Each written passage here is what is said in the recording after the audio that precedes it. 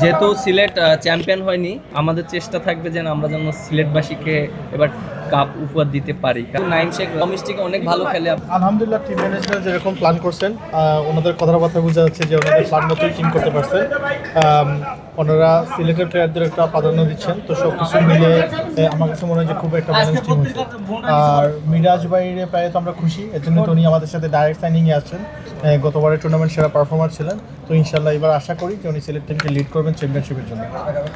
যাদেরকে চেয়েছিলেন বা যাদেরকে নিয়ে নীল নকশা করেছেন তাদের সবাইকে কি দলে ঘুরাতে পেরেছেন? টিম ম্যানেজমেন্ট তো এটা নিয়ে ওয়ার্কআউট করছে, আর যেরকম আশা ছিল ওই আশা অনুযায়ী আমরা মনে করি যে আমাদের আশা পূর্ণ হয়েছে। নাইম শেখ নিয়ে আপনাদের প্ল্যানটা কি ছিল? আসলে অনেক 1,10,00,000-এর মতন দলটা গিয়েছে, মানে আসলে আপনাদের প্ল্যানটা কি ছিল? যেটা হয় আপনারা জানেন যে নাইম লাস্ট ইয়ার খুবই মানে বেস্ট ব্যাটসম্যান ছিল, ভালো পারফর্মার ছিল। প্রতিটি দলই চেয়েছে যে না হলে তো আর 1 কোটি বিট হতো না।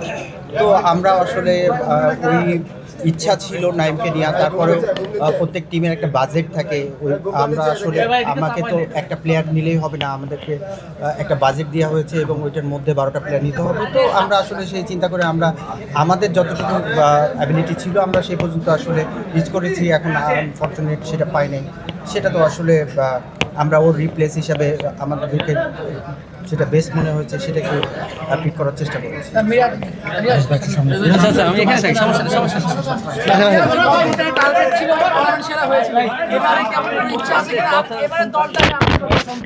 দল নিয়ে কতটা সন্তুষ্ট?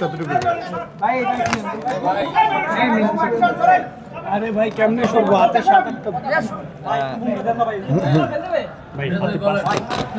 এবার আমি নতুন দলে খেলছি সিলেট টাইটান্সে, এবং এটা আমি অবশ্যই অনেক এক্সাইটেড, এবং তারা আমাকে ডিরেক্ট সাইনিং করেছে এবং তাদেরকে অনেক ধন্যবাদ দিতে চাই। আর যেহেতু সিলেট চ্যাম্পিয়ন হয়নি, আমাদের চেষ্টা থাকবে যেন আমরা যেন সিলেটবাসীকে এবার কাপ উপহার দিতে পারি। কারণ এর আগে একবার ফাইনাল খেলেছিলেন, বাট চ্যাম্পিয়ন হতে পারিনি, আনফর্চুনেট।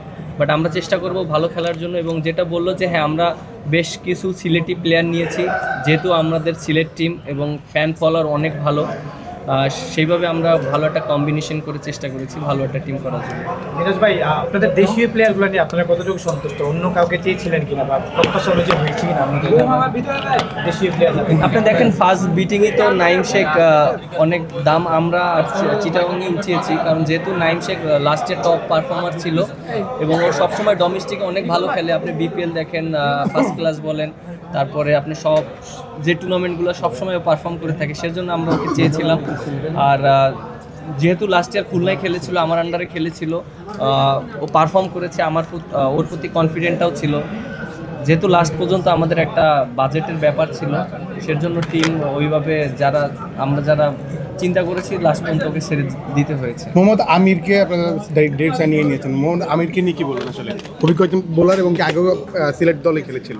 হ্যাঁ, ও তো অনেক এক্সপিরিয়েন্স প্লেয়ার, এবং দেখেন যে ওর যে এক্সপিরিয়েন্সটা আছে সেটা যদি কাজে লাগাতে পারি তাহলে টিম অনেক হেল্প হবে। Thank you.